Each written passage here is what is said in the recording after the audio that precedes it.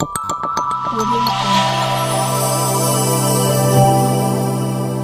Jungle.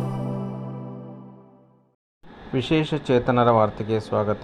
ಸ್ನೇಹಿತರೆ, ಕಳೆದ ಸುಮಾರು ವರ್ಷಗಳಿಂದ ಗ್ರಾಮೀಣ ಪುನರ್ವಸತಿ ಕಾರ್ಯಕರ್ತರ ಹುದ್ದೆಯಲ್ಲಿ ಮುಂದುವರಿಯುತ್ತಿರುವ ನಮ್ಮ ಗ್ರಾಮೀಣ ಪುನರ್ವಸತಿ ಕಾರ್ಯಕರ್ತರ ಬಗ್ಗೆ ಸರ್ಕಾರ ಕಿಂಚಿತ್ತೂ ಯೋಚನೆ ಮಾಡಿಲ್ಲ. ಆದರೆ ಕಳೆದ 2 ದಿನಗಳಿಂದ ತಾವು ಎಲ್ಲ ಸೋಷಿಯಲ್ ಮೀಡಿಯಾದಲ್ಲಿ ಒಂದು ಸುದ್ದಿಯನ್ನು ನೋಡ್ತಾ ಇದ್ದೀರಾ. ಕರ್ನಾಟಕ ಹೈಕೋರ್ಟಿಂದ ಬಂದಿರತಕ್ಕಂಥ ಸುದ್ದಿ. ಆ ಸುದ್ದಿಯನ್ನು ನಿಮಗೆ ತಿಳಿಸ್ತಾ ಹೋಗ್ತೀನಿ. ಅಂಗವಿಕಲರ ಬಗ್ಗೆ ಯಾಕೆ ಈ ರೀತಿ ಮೀನಾಮೇಷ ಸರ್ಕಾರಗಳು ಎಣಿಸ್ತವೆ ಅಂತಕ್ಕಂಥದ್ದು ನಮಗಂತೂ ಅರ್ಥ ಆಗ್ತಿಲ್ಲ. ಬನ್ನಿ, ಇವತ್ತು ಒಂದು ಸುದ್ದಿ ಬಂದಿದೆ. ಆ ಸುದ್ದಿ ಕೇಳಿ ನೀವೇ ಡಿಸೈಡ್ ಮಾಡಬೇಕು ಅಂಗವಿಕಲರ ಬಗ್ಗೆ ಸರ್ಕಾರಕ್ಕೆ ಎಷ್ಟು ಕಾಳಜಿ ಇದೆ ಅಂತ. ಮೊದಲು ನಮ್ಮ ಚಾನಲ್ ಹೊಸದಾಗಿ ಭೇಟಿ ಕೊಟ್ಟಿದ್ದರೆ ದಯವಿಟ್ಟು ಚಾನಲ್ ಸಬ್ಸ್ಕ್ರೈಬ್ ಮಾಡಿಕೊಂಡು ಈ ವಿಡಿಯೋಗೆ ಒಂದು ಲೈಕ್ ಕೊಡಿ. ಪ್ರತಿದಿನ ವಿಶೇಷ ಚೇತನ ವಾರ್ತೆಯನ್ನು ವೀಕ್ಷಿಸಿ. ಕರ್ನಾಟಕ ಹೈಕೋರ್ಟ್ ಇತ್ತೀಚೆಗೆ ತೋಟಗಾರಿಕೆ ಮತ್ತು ರೇಷ್ಮೆ ಇಲಾಖೆ ಹೊರಡಿಸಿದ ಅನುಮೋದನೆಯನ್ನು ರದ್ದುಗೊಳಿಸಿತು ಮತ್ತು ಮಂಜೂರಾದ ಹುದ್ದೆ ಇಲ್ಲದೆ 10 ವರ್ಷಗಳಿಗಿಂತ ಹೆಚ್ಚು ಕಾಲ ದಿನಗೂಲಿ ಕಾರ್ಮಿಕರಾಗಿ ಕೆಲಸ ಮಾಡುತ್ತಿರುವ ಅರ್ಜಿದಾರರ ಸೇವೆಯನ್ನು ಕಾಯಂಗೊಳಿಸಲು ಅರ್ಹರು ಎಂದು ಘೋಷಿಸಿತ್ತು.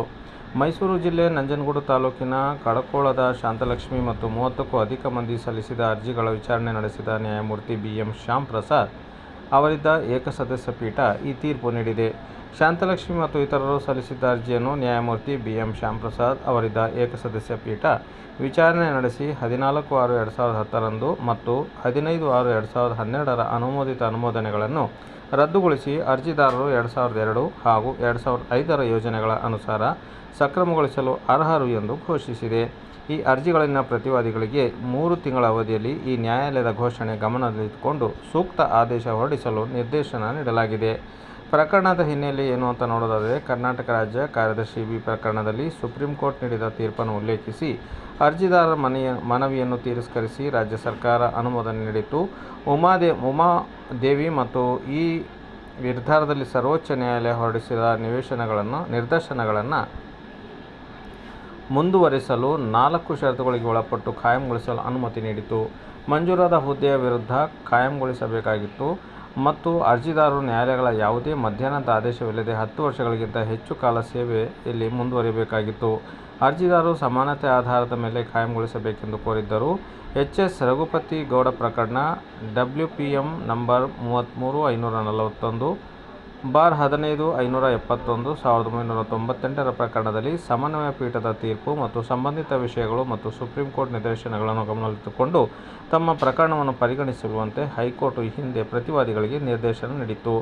ಈ ನಿರ್ಧಾರಗಳ ಹಿನ್ನೆಲೆಯಲ್ಲಿ ರಾಜ್ಯ ಸರ್ಕಾರವು ದಿನಾಂಕ 19/7/2002 ಯೋಜನೆ ಆದೇಶವನ್ನು ಹೊರಡಿಸಿ ನಿರ್ದೇಶನಗಳನ್ನು ಅನುಷ್ಠಾನಗೊಳಿಸಲು ಮತ್ತು ಜಿಲ್ಲಾ ಪಂಚಾಯಿತಿಗಳಲ್ಲಿ ದಿನಗೂಲಿ ಕಾರ್ಮಿಕರಾಗಿ ಸೇವೆ ಸಲ್ಲಿಸುತ್ತಿರುವವರಿಗೆ ಮಾತ್ರವಲ್ಲದೆ ಇತರೆ ಇಲಾಖೆಯವರಿಗೂ ಅನ್ವಯಿಸುತ್ತದೆ.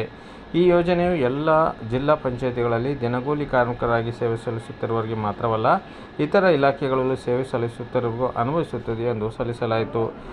ನಾಗರಾಜ್ ಅವರ ಪ್ರಕರಣಕ್ಕೆ ಅನುಸಾರವಾಗಿ ರಾಜ್ಯವು ಪ್ರಾರಂಭಿಸಿದ ಮತ್ತೊಂದು ಯೋಜನೆ ಬಗ್ಗೆಯೂ ನ್ಯಾಯಾಲಯಕ್ಕೆ ತಿಳಿಸಲಾಯಿತು. ಇದು ದಿನಗೂಲಿ ಕಾರ್ಮಿಕರನ್ನು ಕಾಯಂಗೊಳಿಸಲು ಯೋಜನೆ 2005 ಕಾರ್ಮಿಕರ ಸೇವೆಯಾಗಿ ಸಲ್ಲಿಸುತ್ತಿರುವವರಿಗೆ ಮಾತ್ರವಲ್ಲ, ಇತರೆ ಇಲಾಖೆಯಲ್ಲೂ ಸೇವೆ ಸಲ್ಲಿಸುತ್ತಿರುವವರಿಗೂ ಅನ್ವಯಿಸುತ್ತದೆ ಎಂದು ಸಲ್ಲಿಸಲಾಯಿತು. ನಾಗರಾಜ್ ಅವರ ಪ್ರಕರಣಕ್ಕೆ ಅನುಸಾರವಾಗಿ ರಾಜ್ಯವು ಪ್ರಾರಂಭಿಸಿದ ಮತ್ತೊಂದು ಯೋಜನೆ ಬಗ್ಗೆಯೂ ನ್ಯಾಯಾಲಯಕ್ಕೆ ತಿಳಿಸಲಾಯಿತು. ಇದು ದಿನಗೂಲಿ ಕಾರ್ಮಿಕರನ್ನು ಕಾಯಂಗೊಳಿಸಲು ಯೋಜನೆಯನ್ನು 2005ರಲ್ಲಿ ರೂಪಿಸಲು ಕಾರಣವಾಯಿತು. ಆದ್ದರಿಂದ ಅದೇ ಇಲಾಖೆಯಲ್ಲಿನ ಇದೇ ರೀತಿಯ ಸಂದರ್ಭದ ವ್ಯಕ್ತಿಗಳನ್ನು ಮಂಜೂರಾದ ಹುದ್ದೆಗಳಿಗೆ ವಿರುದ್ಧವಾಗಿ ನೇಮಕ ಮಾಡಲಾಗಿದೆ ಎಂದು ಉಲ್ಲೇಖವಿಲ್ಲದೆ ಮೇಲೆ ತಿಳಿಸಿದ ಯೋಜನೆಗಳು ಸರ್ಕಾರಿ ಆದೇಶಗಳ ಅಡಿಯಲ್ಲಿ ಕಾಯಂಗೊಳಿಸಿದ್ದರೆ ಅರ್ಜಿದಾರರ ಮನವಿಯನ್ನು ಮಂಜೂರಾದ ಹುದ್ದೆಗಳ ವಿರುದ್ಧ ನೇಮಕಾತಿಗೊಂಡಿಲ್ಲ ಅಥವಾ ಅವರು ಸೂಕ್ತವಾಗಿ ಅರ್ಹತೆ ಹೊಂದಿಲ್ಲ ಎಂಬ ಕಾರಣ ನೀಡಿ ತಿರಸ್ಕರಿಸಲಾಗುವುದಿಲ್ಲ ಎಂದು ವಾದದಲ್ಲಿ ತಿಳಿಸಲಾಗಿದೆ.